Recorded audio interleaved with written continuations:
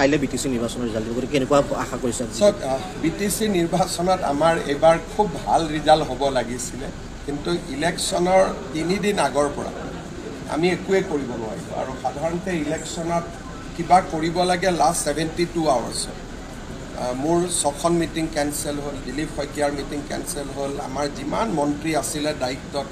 চব আমি উভতি আহিলোঁ গতিকে আমাৰ কাৰণে আমি যিটো স্পীডত লৈ গৈ আছিলোঁ স্পীডটো একেবাৰে নোহোৱা হৈ গ'ল যিমান অসমীয়া মানুহ আছিলে বহুতে ভোট দিবও নোলালে মনৰ দুখতে আৰু ডেকা ল'ৰাবিলাক গুৱাহাটীলৈ গুচি আহিলে গতিকে ইনিচিয়েলি আমি বহুত ভাল ৰিজাল্ট এটা আশা কৰিছিলোঁ যোৱাবাৰতকৈ ভাল হ'ব কিন্তু জুবিনৰ মৃত্যুৰ পিছত ঘটনাৰ পিছত যিটো 3 দিন যিটো আমি একেবাৰে ফিল্ডত থাকিব নোৱাৰিলোঁ সি ডেফিনেটলি আমাক অলপ ক্ষতি কৰিব আমি ইয়াতে যিটো এছেছমেণ্ট কৰিলোঁ সেই এছেছমেণ্টত এইটো কথা স্পষ্টকৈ ওলাইছে যে যোৱা 3 দিনত